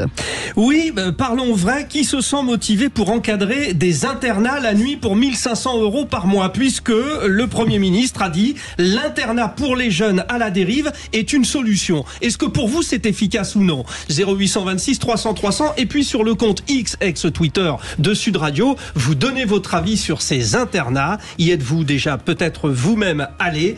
Pour l'instant, oui à 66%. Ces internats sont une solution efficace. Nous en parlons. Et on en parle avec Christophe Novotchek, secrétaire départemental de la Fédération UNSA Éducation des Landes, qui est avec nous. Petite question avant de partir en pub. Est-ce que Gabriel Attal, qui a dit concernant ces jeunes délinquants, on ne négocie pas avec la République, est-ce que vous le soutenez? Alors, je soutiens cette phrase, on ne négocie pas avec la République. Par contre, je ne souscris pas à cette annonce entre la poire et le fromage dans un discours ultra sécuritaire, encore une fois, entre l'annonce d'un plan anti-stup et de lutte contre les cambriolages, où on vient mêler des internats à volonté éducative pour des élèves délinquants. Je trouve qu'on mélange tout et dans une dimension ultra sécuritaire. Et ça, on ne le partage pas à l'UNSA Éducation, bien évidemment. On en parle dans un instant. 0826 300 300, soyez les bienvenus. Les vraies voix Sud Radio, 17h-20h, Frédéric Brindel, Cécile de Minibus. Vous avez demandé les vraies voix, ne quittez pas, on vous les passe. Philippe Bilger qui est avec nous. Oui, c'est ça. Jean-Michel Fauvergue, ancien patron du RAID et ancien député et auteur de ce livre Les Hommes en Noir, publié chez Plomb. Et Loïc Guérin, avocat pénaliste. On est ensemble avec Frédéric Brindel. Pourquoi Brindel? Avec un D comme Danemark. Voilà. Gaël, c'est pas mal. Brindel, c'est pas mal. Brindel, oui, bon. On m'a appelé brin de cuisse. Après, il y a plein de choses. Vous savez, dans les internats, par exemple, quand vous souffrez le soir, on vous branche sur votre nom, tout ça. Tiens, si on branche que le nom, ça va. Voilà. Allez, si on branche sur l'électricité, ça avait fait. La bienvenue tout de suite, le coup de projecteur des vraies voix. Les vraies voix Sud Radio, le coup de projecteur des vraies voix. Je veux aussi mener un autre travail, c'est celui de la relance des internats. Parce que la réalité, c'est qu'on le voit, il y a des jeunes qui dérivent, avec parfois des parents qui sont totalement dépassés, notamment avec des familles monoparentales. Une mère seule, qui a plusieurs enfants, il y en a un, il dérive complètement, elle n'arrive pas à gérer. On a 50 000 places d'internat vides en France. Ce jeune en question, il faut peut-être le couper de ses mauvaises fréquentations, il faut peut-être lui donner un cadre. Quand il y a des parents qui, manifestement et volontairement, se soustraient à leurs obligations parentales, laissent leur gamin faire n'importe quoi, il doit y avoir un mécanisme de sanction. Et donc c'est une des réponses de Gabriel Attal à la délinquance des plus jeunes. Dès le printemps, certains départements vont expérimenter des internats gratuits pour les jeunes à la dérive sur simple accord des parents. Des structures censées leur donner un cadre et les couper dans leur fréquentation. Parlons vrai. Qu'est-ce que monsieur Attal veut dire quand il envisage de garder les jeunes en difficulté à l'école 24 heures sur 24 pendant toute la semaine? N'est-ce pas une sorte d'emprisonnement déguisé? Nous posons la question tout de suite à vous les auditeurs de Sud Radio. L'internat pour les jeunes à la dérive est-il une solution efficace? Pour l'instant, sur le compte X de Sud Radio, vous dites oui à 67%. Et Christophe Novotchek est avec nous, secrétaire départemental de la Fédération UNSA Éducation des Landes et responsable académique à la vie scolaire pour le syndicat des enseignants SE UNSA de l'Académie de Bordeaux. Et merci d'être avec nous, Christophe Novotchek. D'abord, un petit tour de table avec nos vraies voix. Alors, je trouve que la première remarque de notre invité secrétaire départemental était un peu injuste dans la forme, dans la mesure où il était difficile à Gabriel Attal de ne pas répondre aux diverses questions qui lui étaient posées, même si elles avaient, je vous rejoins absolument, un caractère relativement hétérogène entre elles. Mais sur le second point, le deuxième, parce que j'en aurai un troisième très rapidement, c'est que je ne reprocherai jamais à un État d'inventer ou de tenter d'élaborer un système qui réglera peut-être de manière plus cohérente et efficace un problème réel. Troisième et dernière idée, c'est ce que laisse suggérer la question de Sud Radio, mais je ne connais pas je trouve que le principe de l'internat pour les enfants en dérive, quand les familles sont impuissantes, c'est excellent, mais on ne connaît rien des modalités qui seront mises en œuvre. Voilà. C'est ça. Loïc Guérin, c'est dans un contexte que Gabriel Attal propose ça. Il dit notamment tu casses, tu répares, tu salis, tu nettoies. C'est tout un tas de mesures qui essayent assez simplement de remettre dans le bon droit et dans le bon ordre. Mais est-ce que c'est si facile que ça ? Ça sera probablement plus compliqué. L'idée, je pense qu'on peut difficilement être contre. C'est un peu une reprise de ce que Giuliani avait fait à New York il y a un certain nombre d'années. Un crachat, une amende, un manque de respect, une sanction. C'est pourquoi pas, et probablement d'ailleurs que le pays en a besoin. Pourquoi pas, mais tout ça dans le respect évidemment des règles. Et la question, j'ai la même. Est-ce qu'en pratique, on est capable de le mettre en place? Est-ce qu'on a budgété? Et l'expérimentation, est-ce qu'on va la suivre vraiment, ou est-ce qu'on va faire une expérimentation excuse pour ensuite abonder dans le sens de la réforme sans qu'on tienne vraiment compte des résultats concrets? J'aimerais bien que ce soit une vraie expérimentation budgétée, estimée vraiment, et puis on voit si ça marche. Si ça marche, allons-y. Et qu'en pense l'ancien policier Jean-Michel Fauvergue? Alors, en écoutant Gabriel Attal, j'ai entendu des choses qui sont à la fois légitimes et logiques. Il dit et qu'est-ce qu'il dit? Il dit la femme qui est toute seule avec plusieurs enfants et qui ne tient pas un enfant, elle a besoin de l'écarter. Et on a des places en internat qui sont libres et disponibles. Donc écartons-le là pour rendre service à la dame et à ses autres enfants qui eux sont pas déscolarisés, qui eux peuvent avoir un cursus normal. Et ça fera du bien à tout le monde. La seule chose avec qui je suis pas d'accord avec lui, avec laquelle je suis pas d'accord avec lui à la fin, c'est qu'il parle de sanctions. Je trouve pas que ça soit une sanction. Je trouve que c'est une solution. Et cette solution, il faut effectivement, il a raison, c'est son rôle d'homme politique, c'est son courage politique que de dire voilà une solution que je propose. La mise en œuvre. Il faut l'expérimenter. La mise en œuvre de cette solution ne viendra qu'après. Le pouvoir politique est là pour impulser. La mise en œuvre, après, ça se fait. C'est les petits vis qu'on va resserrer un peu. Ajuster. J'ai fait un clin d'œil tout à l'heure entre emprisonnement et école, mais là on est bien dans le domaine de l'école. Et Christophe Novacek, secrétaire départemental de la fédération UNSA, qui est avec nous, est au cœur du dispositif. Est-ce que aujourd'hui, avec les moyens, ça vous semble possible de mettre cela en place? Enfants en difficulté, internat. Alors, comme je l'ai dit, je trouve que c'est un peu un raccourci qui me choque. Alors, ce qui me choque déjà, c'est que l'on réduise les familles monoparentales et notamment les femmes seules à des femmes qui seraient en difficulté d'éduquer leurs enfants. Je trouve ça très stigmatisant et je trouve que c'est un raccourci qui est assez malaisant.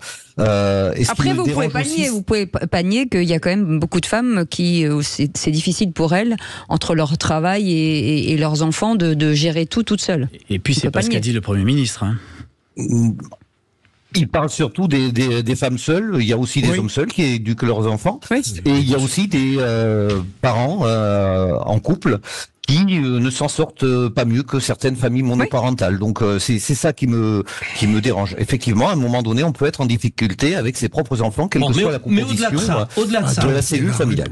Au-delà de ça, alors, voilà. Est-ce que c'est faisable? Au-delà de ça, ce qui me dérange aussi, c'est qu'on fasse de l'internat, comme vous l'avez dit, un lieu de punition. Je pense que c'est mal connaître nos internats dans nos écoles publiques locales d'enseignement, nos EPLE de l'école publique, puisque l'internat est avant tout un lieu à dimension éducative et pédagogique. L'internat existe depuis des décennies et je crois que Monsieur Attal ne réinvente. Quand vous dites qu'on va pas reprocher à un ministre d'inventer, il n'invente rien. L'internat existe depuis longtemps. Il y a même des dispositifs de labellisation d'internat que sont les internats d'excellence depuis 2008 et les internats tremplins, alors qui malheureusement existent principalement dans le privé, mais par contre les internats d'excellence, eux, existent dans des établissements publics. On en a au moins une douzaine dans l'Académie de Bordeaux. Et ces internats sont des dispositifs vraiment de réussite, mais parce qu'ils ont une dimension éducative et pédagogique dans laquelle tous les personnels, les CPE dont je fais partie, les assistants d'éducation sont partie prenante, mais en équipe pluridisciplinaire avec des enseignants, avec des assistantes sociales, des personnels infirmiers, médecins scolaires, psy-EN. Et c'est parce qu'il y a cette pluridisciplinarité, cette approche pédagogique et éducative que ça réussit. Et l'internat tout simple, qui n'est pas labellisé, est aussi un dispositif de réussite. Moi, j'ai eu la chance, je suis en décharge syndicale depuis 2 ans totalement, mais pendant 20 ans, j'ai été CPE dans un internat de lycée professionnel de l'automobile, avec des jeunes issus de tous horizons, mais aussi pas mal de classes sociales défavorisées, avec des familles qui pouvaient avoir des difficultés d'éducation.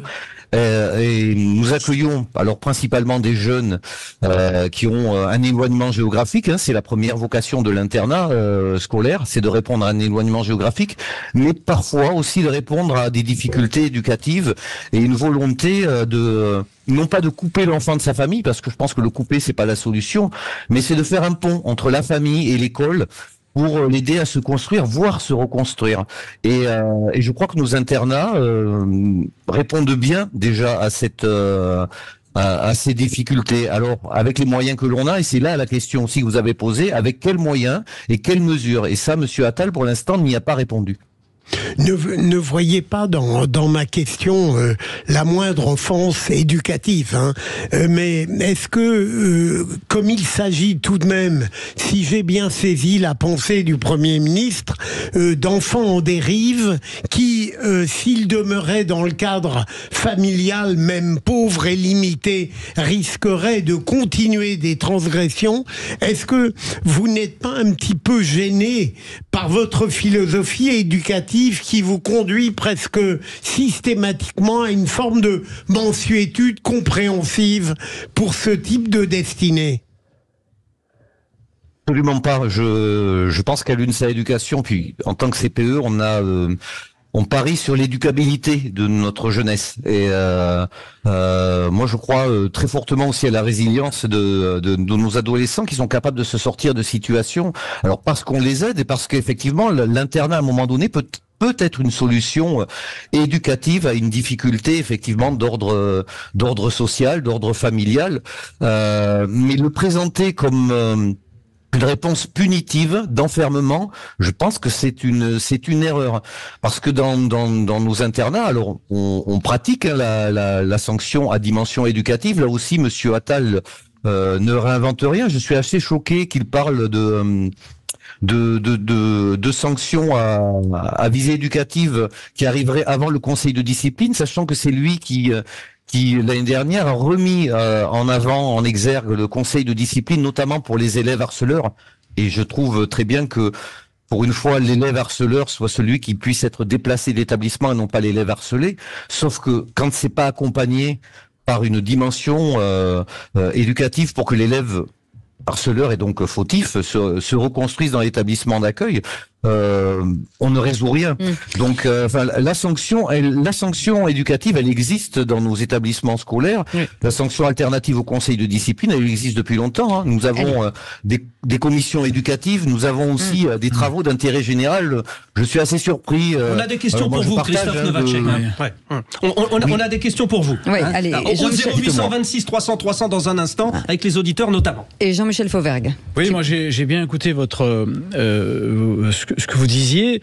À plusieurs reprises, vous avez dit que ce que disait Gabriel Attal choque les syndicalistes, etc. Mais ensuite, vous avez développé fort bien, et j'adhère là-dessus, les avantages de ces pensionnats, etc.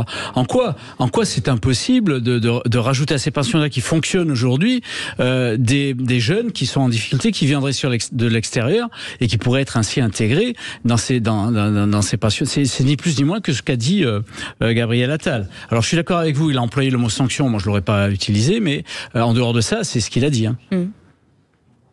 Et vous êtes sur la même ligne. C'est ce que je disais en introduction, c'est-à-dire que Monsieur Attal réinvente l'eau tiède en fait, parce que ces jeunes, l'école publique accueille tous les jeunes. L'école publique, il faut le rappeler, accueille tous les jeunes, quel que soit leur parcours, quelles que soient leurs difficultés. Alors, oui, mais quand ils y vont, pardon, c'est quand ils y vont, parce qu'il y en a plein qui n'y vont pas. C'est bien d'accueillir l'école, mais il faut que les enfants puissent y aller, enfin en tout cas les adolescents puissent y aller.